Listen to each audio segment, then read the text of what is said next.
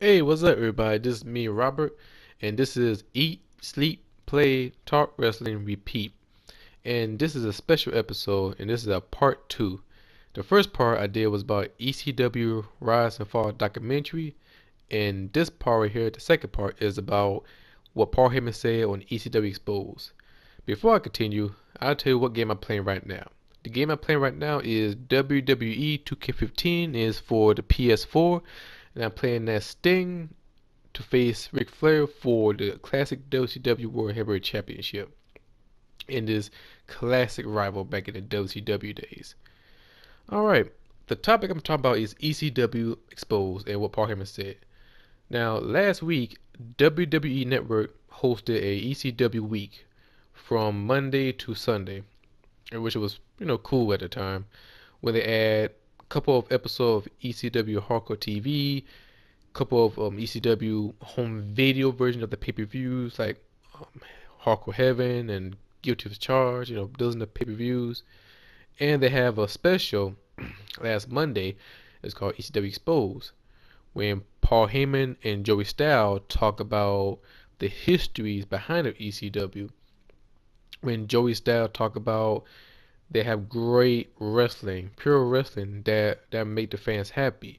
Besides of taped up fists and barbed wires and hardcore matches, they got pure hardcore wrestling. And Paul Heyman bring up about how wrestlers break through from ECW, from the names of Brian Pillman, Chris Benoit, Dean Malenko, Rey Mysterio, Ron Simmons, tons of names. It was very, very good to see from. And also, Paul Heyman tell about the story, like how Shane McMahon thought about buying WWE, excuse me, not WWE, ECW at the time. So it's a very good story. So after they start talking about, showing the old school clips from ECW and showing the bits and pieces of promos from Stone Cold Steve Austin and Brian Pillman, they start having questions from Twitter. And Joey Styles bring up this one question from the fans saying or asking which wrestler from a modern era from WWE will succeed in the original ECW. And Paul Heyman bring up a lot of great wrestlers from his list. He brought up Brock Lesnar, Cesaro, Dolph Ziggler, Daniel Bryan, and CM Punk, which all names sound great. And I think during those times of ECW original, I think the fans will embrace them with open arms, and people will enjoy them for all the matches they'll put up. But there's one name that Paul Heyman did bring up to end the question, in which he brought up the name of John Cena. When I heard that name, I almost spit my Kool-Aid out when I heard the name, because I would never thought to hear John Cena and ECW in the same sentence. Them two don't belong together in the same sentence. As a fan of ECW, I guess I could point out a couple of wrestlers from any other company would have made it through ECW. I mean, I could pick out tons of names, in which I will bring up in a few later, in a few more minutes.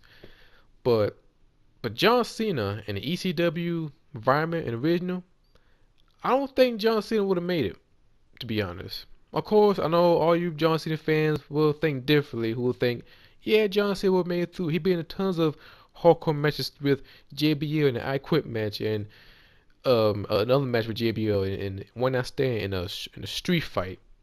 Yeah, that's true. He has been tons of matches, including the TLC match with Edge, which was a good match back in Unforgiven back in the day.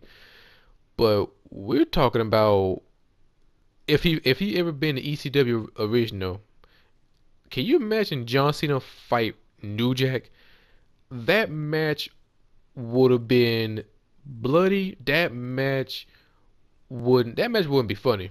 It'd be a straight up beat down from New Jack. I mean, staple guns, cheese grater. He might hit John Cena in the balls with a vacuum cleaner by New Jack. And I could imagine Balls Mahoney give John Cena one of the strongest chair shot I ever seen. Despite of Masato Tanaka back in FMW, but Balls Mahoney chair shot to the dome. I can't see John Cena take a Van Terminator by Rob Van Dam. I couldn't see him take him through. I can't see John Cena take a bump through the flaming table because those are extreme, and you gotta be a brave person to take that bump. And plus, the fans are very very vocal. If you mess up, they will chant "you fucked up" chant in a heartbeat. If they catch you slipping, they will call you out. They will throw beer at you. They will cuss you out. They will make fun of you. We already seen it back in ECW One Night Stand '06 when Rob Van Dam and John Cena fought in a Hammerstein Ballroom for the WWE Championship.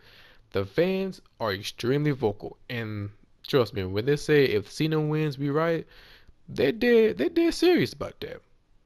But back to Paul Heyman.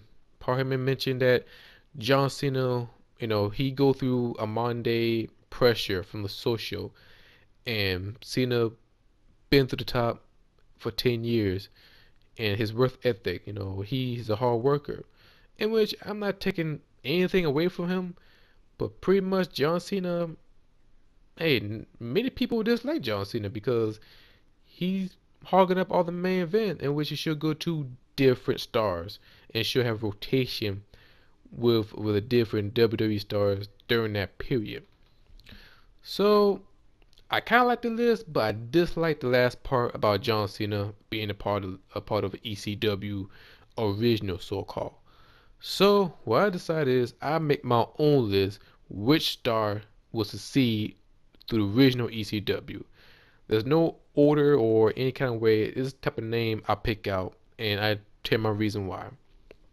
The first person I pick out is Dean Ambrose. Dean Ambrose, before Dean Ambrose, he was John Moxley back in Combat Zone Wrestling back in the days. And right there, he's a bona fide hardcore wrestler. He can take through a lot of bumps.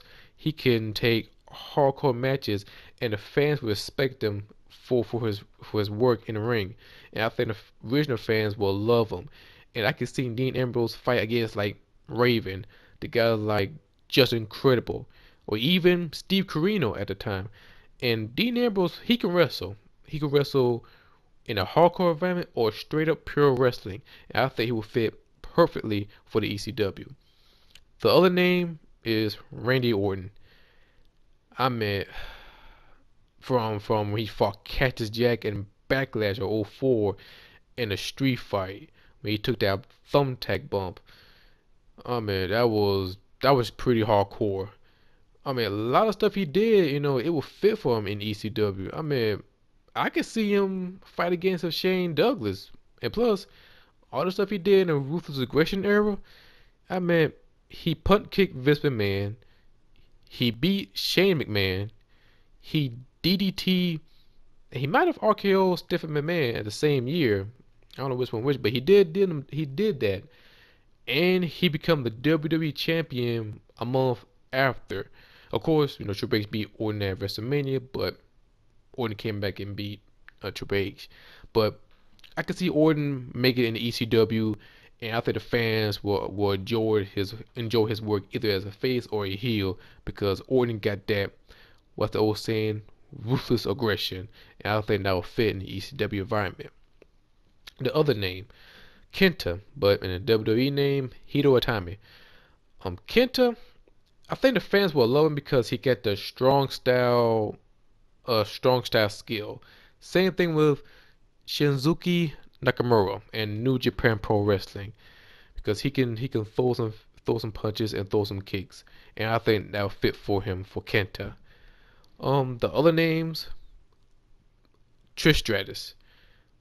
She will become pretty much the next queen of extreme during that time. She could be a valet, she could be a fighter, and plus she's beautiful. I think the fans will endure the beauty of Trish Stratus during that time in the ECW. And the last name, I think a lot of people will be like shocked when I heard his name or when I bring his name up. Vicky Guerrero. Nobody could bring more heat like Vicky. Enough said. Well, that's my video. I hope you like the video. Leave a like button. leave a comment. Until then, see you later. Bye.